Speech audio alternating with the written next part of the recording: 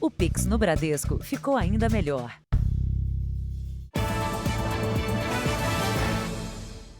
Olá, boa noite. Boa noite.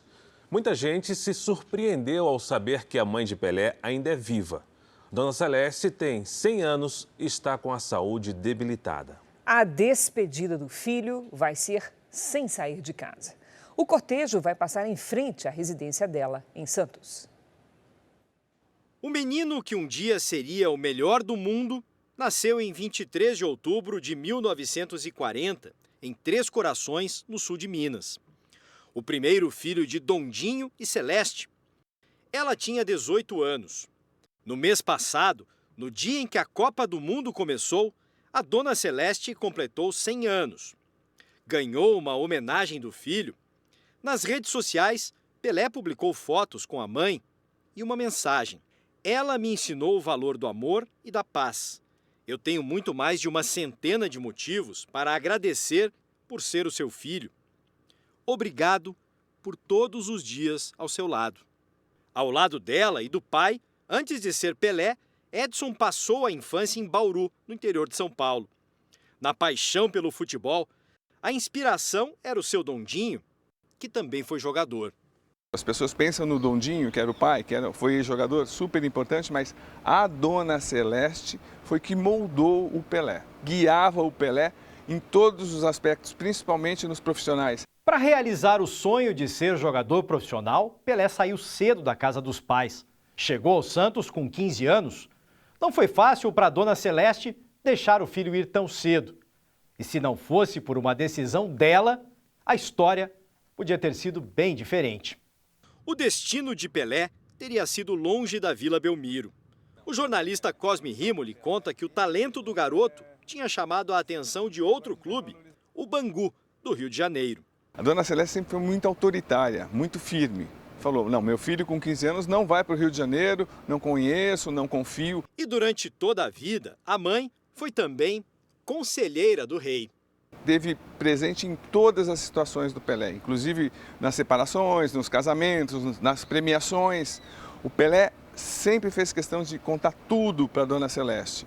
Dona Celeste mora com a filha em Santos, nesse condomínio.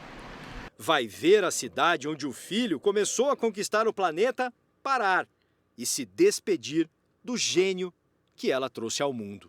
Eu já disse uma vez isso, 2, 3, 10 vezes. Olha, a Dona Celeste rasgou a fórmula, nunca mais aparece nada igual. Veja agora outros destaques do dia. Time do Santos quer aposentar a camisa 10 em homenagem a Pelé. O encontro histórico entre rivais em campo que acabou em cantoria e bate-bola. Bolsonaro faz última live, condena atos terroristas e viaja aos Estados Unidos. Futuro governo escolhe presidentes da Caixa, do Banco do Brasil e da Petrobras. E a situação das estradas na saída para a virada do ano.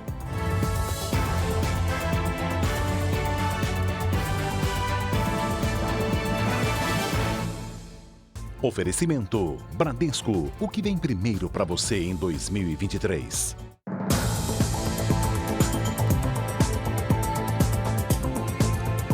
O corpo de Pelé permanece no hospital em São Paulo, onde ele passou os últimos dias de vida. Jornalistas de alguns dos principais veículos de imprensa do mundo e fãs estão de plantão no local. Muita gente veio de longe para prestar uma última homenagem ao rei. Na pasta de plástico, cartas antigas, fotos e registros do mais admirado jogador de futebol de todos os tempos. Para Flávio, mais que um ídolo. Deixou um legado incrível e se todos os brasileiros se apegar ao exemplo que ele deixou, a gente vai levar o nome dele com honra, com garra, porque ele sempre deu o melhor para o povo brasileiro. Como outros fãs, Flávio chegou hoje de manhã na porta do hospital, onde Pelé passou um mês internado lutando contra o câncer. O corpo de Pelé só será liberado na madrugada de segunda-feira, quando sai aqui do hospital, na zona sul de São Paulo, e segue direto para a Vila Belmiro, em Santos. Mesmo assim, jornalistas brasileiros e de vários países do mundo passaram a madrugada aqui na porta do hospital. Muitos chegaram agora de manhã e devem permanecer aqui em revezamento, pelo menos até a segunda-feira. Esse jornalista esportivo do México chegou ao Brasil para cobrir a posse presidencial em Brasília, mas foi surpreendido pela notícia que fez todas as outras parecerem menos impactantes. No lo pensamos dos veces, llegamos a Sao Paulo y nos quedamos y estamos aquí desde ayer informando lo que para el auditorio mexicano es la noticia más relevante, más importante. Todos los noticiarios de México empiezan con Pelé. O baiano Antônio nunca teve o prazer de assistir a uma partida de perto, no estádio, mas acompanhava tudo pelo rádio. Quando você via falar, lá vai Pelé, Pelé meia direita, passou para Garrincha, vai invadir na área, apontou Pelé, tirou a gol do Rei Pelé. Nesse mês, seu Antônio, que mora a 30 quilômetros do hospital, pelo menos 3 vezes por semana, passava por aqui para ter notícias do rei. Hoje se vestiu de Brasil, espalhou cartazes e não deixou dúvidas sobre uma paixão imortal. Pelé não era nem um jogador, era um brincalhão com a bola parece que já conhecia ele, onde ele ia era gol.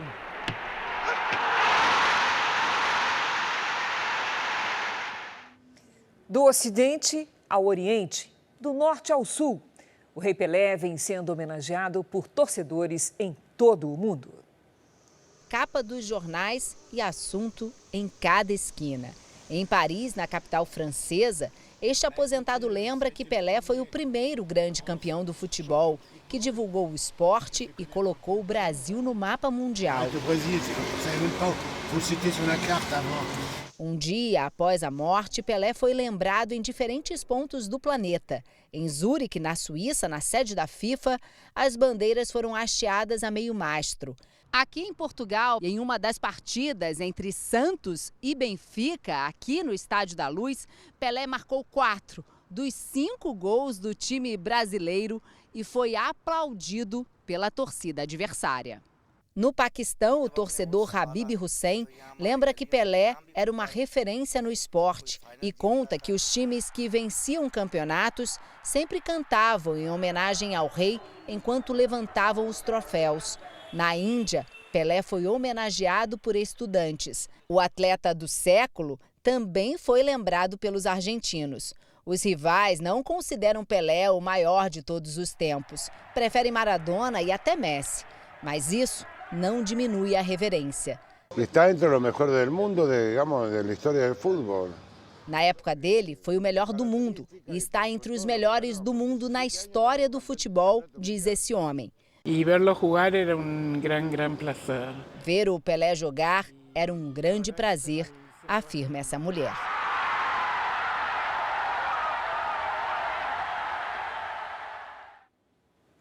Pelé só jogou profissionalmente em um clube, além do Santos. Foi no New York Cosmos, nos Estados Unidos. O rei acendeu a paixão de um país que pouco se importava com o futebol.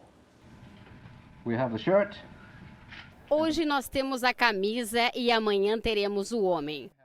Foi assim o anúncio da chegada do rei aos Estados Unidos, em junho de 1975. Pelé não jogava havia 8 meses e não pretendia voltar aos gramados. Mas uma frase de um diretor do Cosmos mexeu com o astro do futebol. Se for para outro país, você só pode ganhar títulos. Se vier para cá, você pode ganhar um país. A promessa acompanhava uma proposta milionária. Na época, trazer o melhor jogador do mundo significava provar que os americanos levavam o futebol a sério. A estreia com a camiseta do Cosmos aconteceu 2 semanas depois do anúncio. Aos 35 anos, Pelé ainda jogou 2 temporadas pela equipe nova-iorquina e marcou 37 gols. Pelé fez seu último jogo em uma competição oficial em 1977. O Cosmos não só venceu, como foi campeão da Liga Norte-Americana. Na saída, o rei disse não estar triste, mas feliz pela consagração do Cosmos. A última partida disputada por Pelé foi no dia 1º de outubro de 1977. E foi aqui, neste estádio, a casa do Giants e do New York Jets, duas equipes de futebol americano. O lugar foi adaptado para receber milhares de torcedores que vieram prestigiar o rei no amistoso entre o Santos e o New York Cosmos, os dois únicos clubes em que Pelé jogou profissionalmente. Pelé jogou o primeiro tempo pelo Santos, marcando um gol, o último dos 1.281 gols de sua carreira. E depois, no segundo tempo, trocou de lado. Em inglês, Pelé anunciou sua aposentadoria definitiva dos gramados. Vou parar com aquilo que mais amo fazer na vida, jogar futebol.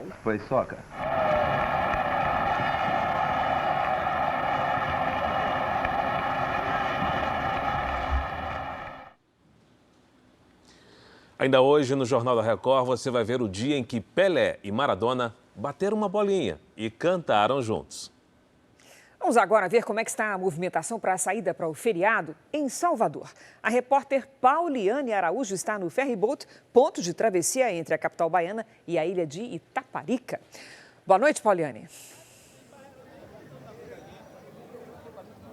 Boa noite. Mais de 100 mil pessoas devem deixar Salvador até amanhã aqui pelo sistema ferryboat, que são essas balsas que ligam a capital baiana a destinos turísticos como a ilha de Itaparica, Morro de São Paulo, Itacaré, que nessa época do ano são alguns dos pontos turísticos mais procurados do país. As pessoas aqui estão reclamando da demora. O tempo médio de espera para veículos é de 5 horas para embarcar e pedestres chega até 3 horas. Só que só tem 4 embarcações fazendo a travessia hoje. Daqui a pouco deve chegar a 5ª embarcação, mas ainda assim, mesmo com o sistema operando 24 horas nessa véspera de Réveillon, a expectativa é que continue dessa forma, com filas enormes. Cris, Fará. Obrigada, Pauliane. De Salvador, nós vamos a Minas Gerais para saber como é que está o movimento de saída do feriado. Quem traz os detalhes é a nossa colega Eliane Moreira, que está na belíssima cidade histórica de Sabará, região metropolitana de Belo Horizonte. Boa noite, Eliane. Boa noite, Cris, Fara, boa noite a todos. Aqui na BR-381, o tráfego está intenso durante toda a semana, já que as praias do Espírito Santo são um dos destinos favoritos dos mineiros. Nas demais rodovias aí que cortam o estado, nas demais rodovias federais que cortam o estado, a saída de véspera do Réveillon segue lenta, com registros de acidentes e interdições. A Polícia Rodoviária Federal reforçou o efetivo e a fiscalização em pontos estratégicos e está de olho em condutas que geram maior risco, como o uso de celulares, ultrapassagens proibidas e também o excesso de velocidade. Os motoristas também foram orientados a redobrar a atenção em caso de chuva. Cris, Fara. Obrigada, Eliane. Daqui a pouco, mais informações sobre a saída para o ano novo. E a seguir, saiba quem vai comandar a Caixa, o Banco do Brasil e a Petrobras no próximo governo. Veja também, presidente Jair Bolsonaro faz a última live, condena atos violentos e viaja para os Estados Unidos.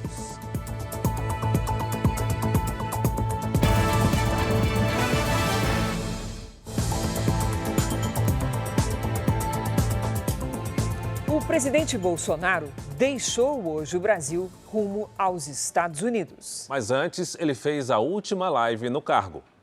Jair Bolsonaro usou as redes sociais para fazer o último discurso como presidente da República. Ele chamou a live de prestação de contas, mas durante 52 minutos aproveitou para falar de diversos assuntos. O presidente criticou a montagem do novo ministério, que terá 37 pastas, 14 a mais que atualmente. E lembrou que o próximo governo vai voltar a cobrar impostos federais sobre os combustíveis em 1º de janeiro. Afirmou ainda que as manifestações em frente aos quartéis são legítimas e criticou manifestantes que fizeram uma tentativa de atentado à bomba em Brasília. Nada justifica aqui em Brasília essa tentativa de um ato terrorista, não. Aqui na região do aeroporto de Brasília. Nada justifica. Hoje em dia, se uma pessoa aí comete um deslize, um crime, né? ou faz algo reprovável pela sociedade, ou no que está de acordo com as leis, é bolsonarista. O presidente aproveitou para falar sobre a morte de Pelé. Que Deus aí conforte os familiares, os amigos, nós todos brasileiros com esse passamento, e que Deus, na sua infinita bondade, o acolha nos reinos do céu.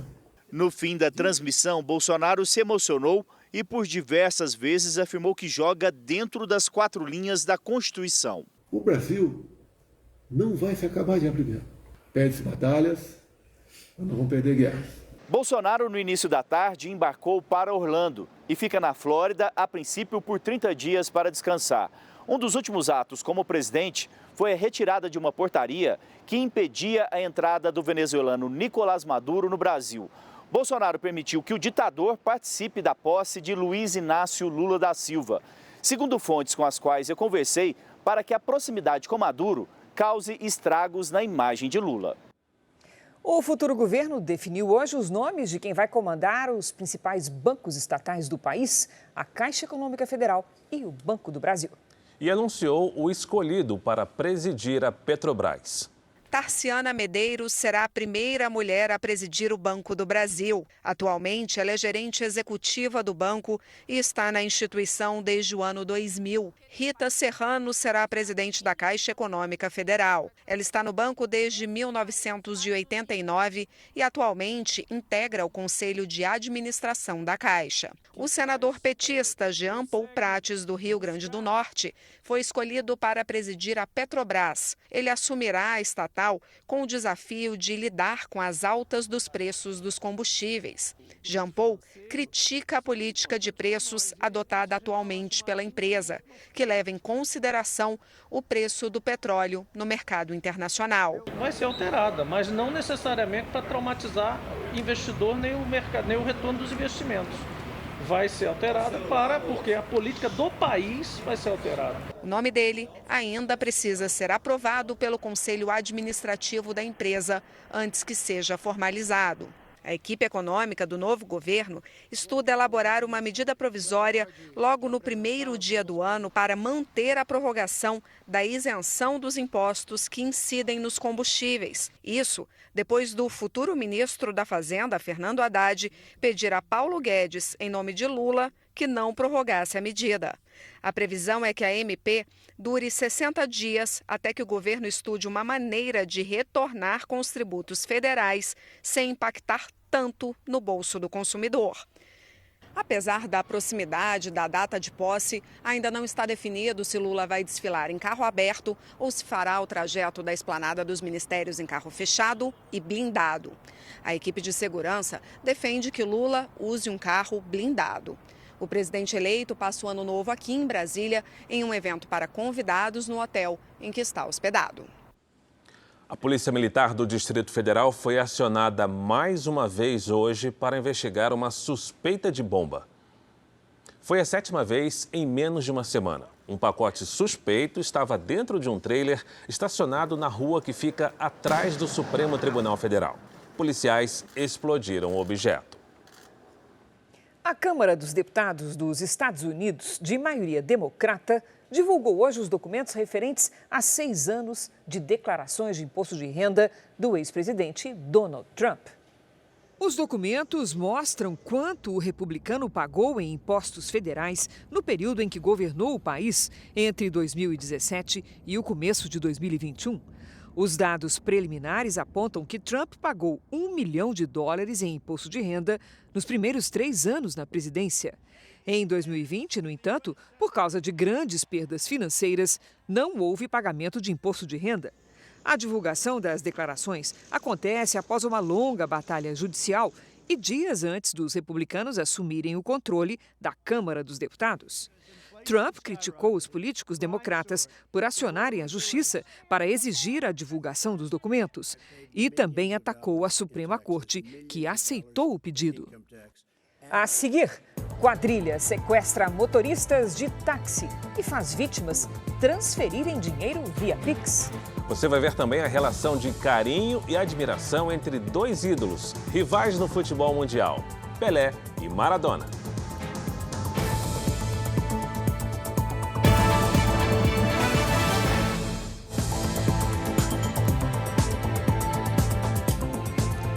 No Rio de Janeiro, a polícia prendeu 3 suspeitos de integrar uma quadrilha que sequestrava, roubava e extorquia dinheiro de taxistas. Os criminosos transferiam o dinheiro das vítimas via Pix. Os 3 homens foram presos em flagrante logo após o sequestro de um taxista. A polícia foi acionada enquanto o homem era feito refém. Ele ficou sob o poder dos criminosos por cerca de 24 horas e foi liberado sem ferimentos. A vítima fez transferências por aplicativos bancários que somam R$18 mil. O dinheiro caiu na conta de um dos presos. Os outros 2 participaram diretamente do sequestro. O taxista disse em depoimento que sofreu tortura psicológica e chegou a ser ameaçado de morte. Ele disse que tinha mais dinheiro em casa, que poderia. Então eles começaram a fazer contato com a família. E a família então agiu corretamente. Imediatamente veio a delegacia de sequestro, comunicou o fato e nós começamos a trabalhar. Segundo a investigação, os motoristas de pontos que ficam em áreas nobres da cidade eram o principal alvo da quadrilha. O casal entrava no carro e pedia para ir para o bairro do Engenho Novo e ali eles anunciavam o assalto. 2 outros comparsas entravam no carro e começavam a tirar o dinheiro da vítima, fazer com que a vítima fizesse Pix. A polícia busca por outros envolvidos no esquema, apelidado de Pixtorção. Investiga se o grupo também praticava outros tipos de crimes na capital. Os presos devem responder por extorsão mediante sequestro. Amanhã é véspera de Ano Novo e muita gente já deixou São Paulo rumo ao litoral. Já são 7 quilômetros de congestionamento na rodovia dos Imigrantes, que liga a capital paulista à Baixada Santista, na altura do quilômetro 24. E a expectativa da concessionária que administra a rodovia é que mais de 700 mil veículos passem pelo sistema Anchieta Imigrantes neste sábado.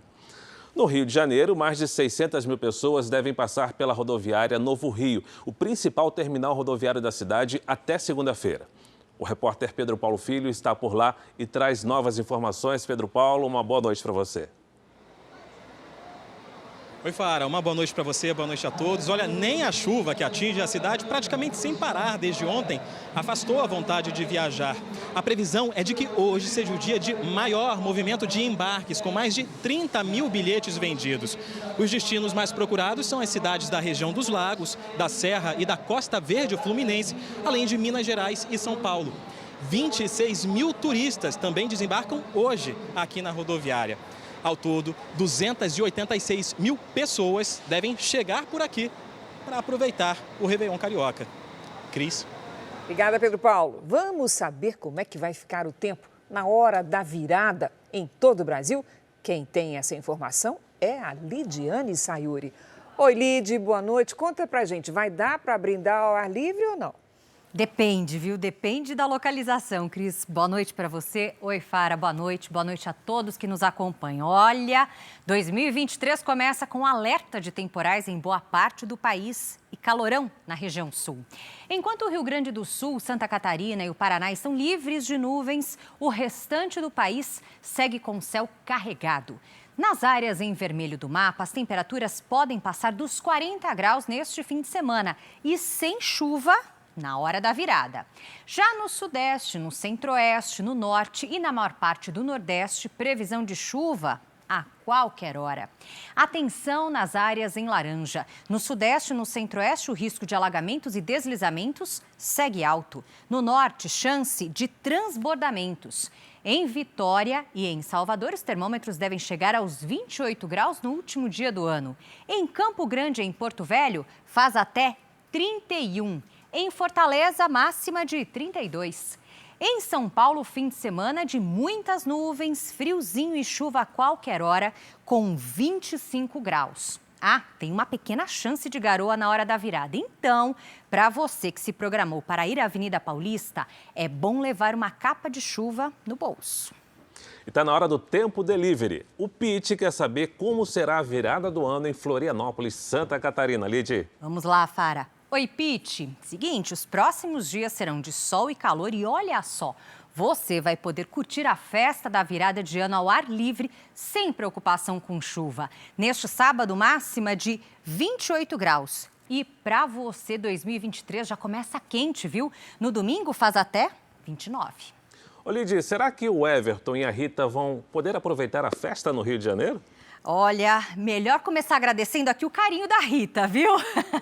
É o seguinte, pessoal, vocês estão no lugar que promove a maior festa de Ano Novo do mundo, Copacabana. E seguinte, é bom se prepararem para a chuva, capa de chuva ou lugar coberto. À meia-noite do dia 1º, pode chover, inclusive com risco de temporais. Pelo menos não esfria, tá?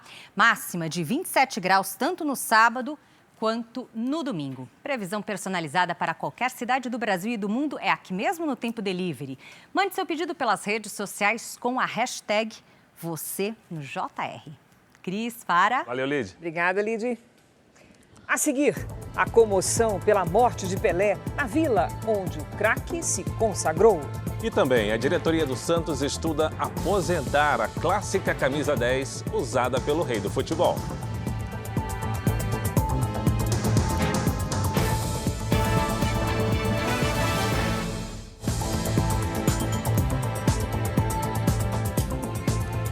Este ano, 13 milhões de pessoas receberam apoio de programas sociais da Igreja Universal no Brasil e no mundo. A ajuda humanitária também atendeu a refugiados da guerra e da fome em países como Ucrânia, Venezuela e Afeganistão. Os corredores do Aeroporto Internacional de Guarulhos, em São Paulo, logo ficam cheios de pessoas dispostas a ajudar. Não é preciso falar a mesma língua para compreender o que é a solidariedade e entrar na fila para receber o alimento. Este será o almoço do professor de economia que há 2 semanas desembarcou no Brasil com o irmão para fugir do regime extremista do Talibã no Afeganistão. Por segurança, assim como o professor, muitos refugiados preferem não se identificar. I have a good life in Afghanistan. When the Taliban came to power, I lost all the things. Este engenheiro afegão, casado e pai de 3 filhos, também espera por um futuro melhor para a família no Brasil e agradece o carinho dos voluntários. In this area is good. Giving me everything, lots of good things giving me, but thank you so much for everything. Então, enquanto o governo tenta ajudar com documentações, regularizar documentações, enfim, para onde eles vão, então nós estamos aqui ajudando desde o início, não vamos medir esforços para isso, porque é a comida e nós não vamos deixar faltar para eles.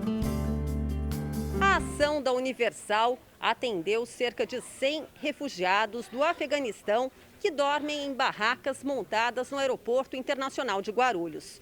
Em todo o mundo, são quase 500 mil voluntários que, em 2022, prestaram apoio a cerca de 13 milhões de pessoas, entre elas 131 mil refugiados, que enfrentaram guerras, perseguição e fome. Milhares de famílias que fugiram da guerra na Ucrânia este ano receberam a ajuda de voluntários do projeto na Europa. Ao todo, 6 países e o Reino Unido enviaram 431 toneladas de alimentos e 12 mil litros de água, além de itens de higiene pessoal. De Portugal, produtos como arroz, sal, óleo e leite foram levados em caminhões por 3.300 quilômetros até refugiados na Polônia. A gente fica muito feliz com esse projeto unissocial da Igreja Universal, que está em todo o mundo, né? Muitas delas que estavam aqui hoje até tinham uma vida estável na Ucrânia, pessoas que tinham até mesmo negócio, que perderam tudo, ficaram tudo para trás.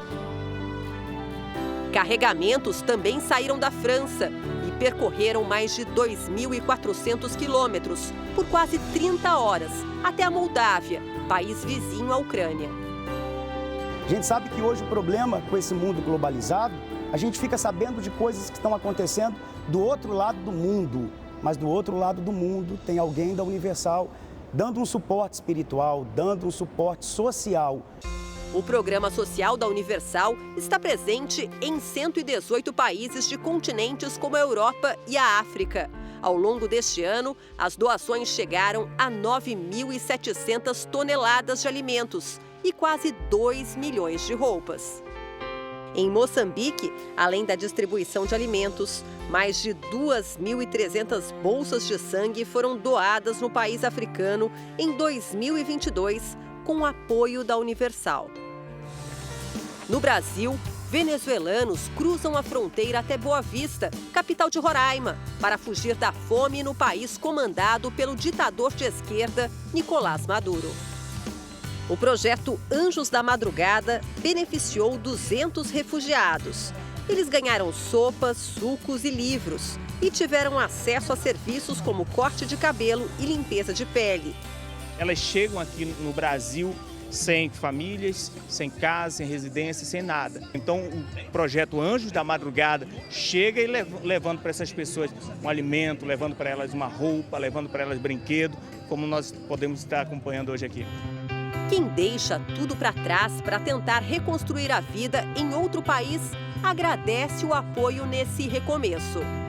É importante porque hay personas que necesitan de verdad, pues a veces no tienen para comer y a veces se les presenta una dificultad y no pudieron cenar hoy, pues, y entonces, cónchale, se aparece este evento e muita gente se beneficia. Em Petrópolis, no Rio de Janeiro, famílias perderam as casas após os fortes temporais no início de 2022. Mas elas não foram esquecidas pelos voluntários que atravessaram os escombros para ajudar. Em Osasco, na Grande São Paulo, a população em situação de rua recebeu cobertores e comida em dias muito frios. Hoje eles estão precisando. E nosso maior objetivo é que daqui a um tempo eles venham ajudar a gente, ajudar outros moradores de rua que estão precisando também. Na cidade de Barueri, na região metropolitana de São Paulo, uma ação social arrecadou 16 mil cestas básicas durante uma partida de futebol. Milhares de pessoas também se reuniram no evento Mega Help para ajudar na prevenção de problemas emocionais e mentais no pós-pandemia. Palestras e apresentações aconteceram em 16 cidades brasileiras, como Curitiba e Belém, e se estendeu para 17 países, como o Japão. Na cidade de Jundiaí, em São Paulo, a Universal nos presídios ofereceu o curso mecânico de motos para detentos que buscam a ressocialização. Na formatura, eles ainda tiveram acesso a consultas médicas e conversaram com advogados voluntários. E o nosso trabalho hoje aqui é direcionado para essas pessoas, para dar a eles uma direção de como sair daqui de uma maneira digna e ter uma vida, voltar, se ressocializar. Na entrega dos diplomas do curso, muita emoção. Este ano, a Universal também incentivou a doação de sangue no Brasil e muita gente se sentiu motivada a ajudar o próximo. Primeira doação de sangue, eu sempre quis doar sangue e eu estou muito feliz de poder estar aqui, né, ajudando alguém. Onde tiver uma pessoa sofrida, onde tiver uma pessoa aflita, onde tiver uma pessoa desesperada, seja com qual for a situação, o trabalho da Universal vai estar ali.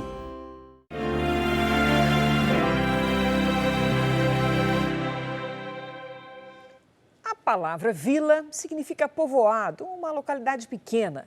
Em Santos, Vila Belmiro é um bairro e também o nome popular do estádio em que Pelé jogou por quase toda a carreira.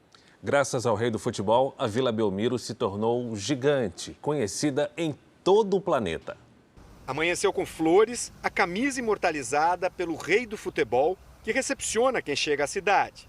Santos não se despede, Santos respira Pelé. Pelé, ele transcende o futebol. Mesmo quem mora longe sabe disso. Uma lenda, assim, um rei de futebol. Se Santos era a casa de Pelé, a Vila Belmiro era o quintal. Esse estádio foi palco de 210 dos 1.116 jogos profissionais que ele disputou e de 288 dos mais de 1.200 gols que marcou. Por aqui, todo mundo tem uma história com o maior jogador do mundo. O avô de Sérgio foi preparador físico de Pelé para a partida que comemorou os 50 anos do Rei em 1990. Sempre que o Pelé vinha aqui na Vila depois, como pode ver, a gente sempre morou aqui em frente à Vila Belmiro. Ele passava aqui, buzinava para o meu avô, falava: "Ô Carranca, tudo bom?" e tal. E isso para ele foi sensacional, né? Sempre foi motivo de orgulho. Seu Didi é o responsável pelo famoso topete do jogador. Aí eu cortei o cabelo dele, pensando para lá e para cá. Ele disse: "Você acertou o meu corte, é isso mesmo que eu queria, mas cadê? Cadê quem fazer? Não, agora você tem." Ontem ele decidiu fechar a barbearia que fica ao lado do estádio. Hoje, a cadeira tantas vezes ocupada por Pelé voltou a receber outros clientes. Eu perdi um grande amigo e um grande cliente. Isso vai ficar no meu coração para sempre. O movimento foi grande na Vila Belmiro. O velório vai ser só na semana que vem, mas a estátua recebe o carinho dos fãs. Uma reverência no primeiro território conquistado com a bola nos pés pela majestade do futebol. Aqui acho que é o Castelo do Rei. Eu sinto isso. Santos, no litoral paulista, se prepara para receber fãs e admiradores que devem lotar a cidade para se despedir do maior jogador da história. Hoje foi divulgado que o Porto de Santos passará a se chamar Porto Rei Pelé. A chuva em Santos nesta sexta-feira deu um ar triste à cidade. No prédio da prefeitura, homenagens. Os arranjos formavam o nome do rei. Eu acho justa a homenagem, eu acho que mais que merecido. Pelé é um ícone, né? Um orgulho para todos nós, né? Flores também em frente ao Museu Rei Pelé, que ampliou o horário de funcionamento e bateu recorde de público nesta sexta. Elas levando uma lembrança para casa, elas vão ficar mais perto. Elas olhando algum objeto do Pelé, elas vão ficar mais próximas nesse momento. Então, realmente é um dia totalmente especial. O Porto de Santos, o maior do Hemisfério Sul, deve ganhar um novo nome, Rei Pelé. E na Vila Belmiro, embora o velório do ex-jogador esteja marcado só para segunda-feira, o entorno está movimentado. Essa família é de Minas Gerais. Fazer muita falta para nós, vai ficar na lembrança mesmo para sempre, né? Deixou história. Um legado muito lindo. Toda homenagem prestada a ele ainda é pouco. O cortejo deve deixar a Vila Belmiro na terça-feira, às 10 da manhã. Seguir pela Avenida Bernardino de Campos, conhecida como Canal 2. Percorrer a Avenida da Praia até a Avenida Coronel Montenegro, o Canal 6. Onde mora a mãe de Pelé, Dona Celeste. Retorna novamente pela Avenida da Praia, no sentido contrário. Passa pela Avenida Pinheiro Machado, conhecida como Canal 1, até o cemitério, que fica bem perto da Vila Belmiro. Todo o trajeto deve ser feito em carro aberto do Corpo de Bombeiros e vai terminar aqui, no Memorial Necrópole Ecumênica. O cemitério é vertical, tem formato de um prédio. O lugar onde o corpo de Pelé vai ser sepultado tem vista para a Vila Belmiro. Diferentemente do velório, o sepultamento deve ter a presença apenas de familiares e amigos próximos. O Santos estuda aposentar a camisa 10 depois da morte de Pelé. Os conselheiros do clube vão decidir em assembleia. O número marcado nas costas do rei se tornou o carimbo de craque do time para todas as gerações seguintes. Messi, Zidane, Zico, Mbappé, Neymar, Ronaldinho, Maradona. O que todos esses craques têm em comum, além da intimidade com a bola? A camisa 10. O que antes era apenas um número, hoje é a camisa mais temida pelo adversário e também objeto de cobiça. Primeiro técnico de Maradona na seleção argentina, César Menotti, contou em 2018 que o astro, por causa do Pelé, pediu para jogar com a 10 e só fez aumentar a mística. Rivaldo é o último brasileiro campeão do mundo vestindo essa camisa. Tive o privilégio também de poder jogar com a camisa 10, né, em 2 Copas do Mundo, e uma camisa muito pesada, né, e passaram grandes jogadores que jogaram com essa camisa. e eu tive a felicidade de jogar e ser campeão, né? Uma história que começa quando ele ainda nem era rei. Antes da Copa de 58 na Suécia, onde o Brasil ganhou o primeiro dos 5 títulos mundiais, o 10 era só mais um número de camisa. O auge foi no México, em 1970. A seleção levou o tri com um esquadrão de camisas 10. O Jairzinho já era 10 no Botafogo, o Gerson era 10 no São Paulo, o Pelé era 10 no Santos e eu era 10 no Corinthians. Só o Tostão que deveria ser o 10, mas não era. Atual dono da camisa na seleção, Neymar, sabe do peso que ela tem. No post de despedida do rei, o jogador escreveu: antes de Pelé, 10 era apenas um número. Eu diria que antes de Pelé, o futebol era apenas um esporte. Pelé mudou tudo. Pelé mudou tudo e ganhou tudo. Além das Copas com a seleção, o gênio brasileiro levou o Santos ao mundo. Mas foi nos gramados paulistas onde ele mais jogou e conquistou taças. A última delas, aqui no estádio do Morumbi, num título dividido com a Portuguesa. E o número 10 apareceu mais uma vez. Foi o 10º campeonato paulista conquistado pelo rei. Depois, Pelé ainda vestiu a camisa 10 do Cosmos nos Estados Unidos, onde voltou a conquistar um título, o último da carreira. Ali o número já tinha deixado de ser número, já era símbolo de craque. É camisa 10 na seleção. Olha, é impossível contar a história do Pelé sem falar do Maracanã, não é, Fara? O estádio talvez seja o mais famoso do mundo. Também foi o cenário do 1000º gol do jogador. Sabe o que parece, Cris? É como se o artista tivesse escolhido a tela perfeita para pintar sua obra imortal. A rede que o rei balançou no 1000º gol, os pés na calçada do Maracanã. Quem passa pela homenagem faz questão de levar uma lembrança. Nós fizemos questão até de vir no Maracanã, voltar ao museu que a gente já conhecia aqui, para ver alguma coisa realmente de Pelé, já que nós não temos a oportunidade de estar lá em Santos. O nome que ultrapassa fronteiras e até a maior das rivalidades. Pelé é um dos grandes artistas do deporte. Essas aqui são algumas camisas vestidas por Pelé aqui no Maracanã. A história do maior nome do nosso esporte muitas vezes se confunde com a do estádio. Foi aqui que Pelé fez um dos gols mais bonitos da carreira em uma partida entre Santos e Fluminense no dia 5 de março de 1961. Pelo rádio, milhares de brasileiros acompanharam tudo. A imprensa da época fez até uma placa de bronze para eternizar o lance. Não existem registros de imagens desse golaço, mas a expressão gol de placa existe até hoje e faz parte da cultura do futebol.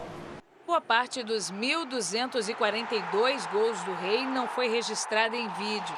Sem redes sociais e com poucas e precárias imagens, Pelé ganhou o mundo com o título de atleta do século. A primeira Copa que ajudou a conquistar para o Brasil em 1958 foi toda documentada em páginas de revistas. As fotos mostravam com riqueza de detalhes os lances do Mundial na Suécia e até a festa no Rio de Janeiro na volta da seleção. Paulo Arthur cresceu nessa época em que o futebol não era acompanhado em tempo real. Hoje guarda no peito uma relíquia. A edição extra do jornal distribuído na saída do Maracanã logo após o 1000º gol. Na época, com 16 anos, ele era mais um na multidão do estádio a aplaudir a marca incrível do rei. Estamos falando de 53 anos atrás. E a imagem é nítida, quer dizer, eu lembro do pré-jogo, do pós-jogo, então ficou guardado. Aquele dia ficou guardado na memória. 19 de novembro de 1969, pênalti marcado. Pelé corre para a bola e vence o goleiro Andrada. Santos 2, Vasco 1. Foi aquela festa, invasão do campo, volta olímpica, todo mundo entrando. Hoje eu li também uma postagem de alguém que falou que no ano de 5.560 ainda vão falar do Pelé. Já Áurea Meno testemunhou do gramado 1000º gol. O radialista vascaíno, que participou da histórica cobertura, deixou até o Clube do Coração em segundo plano. Eu pensei da seguinte maneira, Se bater na trave, se for para fora, o goleiro defender, eu fico feliz pelo Vasco. Agora, se ela entrar, eu fico feliz pelo Pelé. Envio Rei garante que não vai deixar o legado ser esquecido pelas próximas gerações. A habilidade, o dom, o talento, perseverança. O que poucos fazem hoje, ele já fazia 50 anos atrás. Jornal da Record termina aqui. A edição de hoje na íntegra e também a nossa versão em podcast estão no Play Plus e em todas as nossas plataformas digitais. E à 00:30 tem mais Jornal da Record. Fique agora com a novela Jesus e logo depois de Amor Sem Igual tem Super Tela Especial. Ótima noite para você. Uma excelente noite.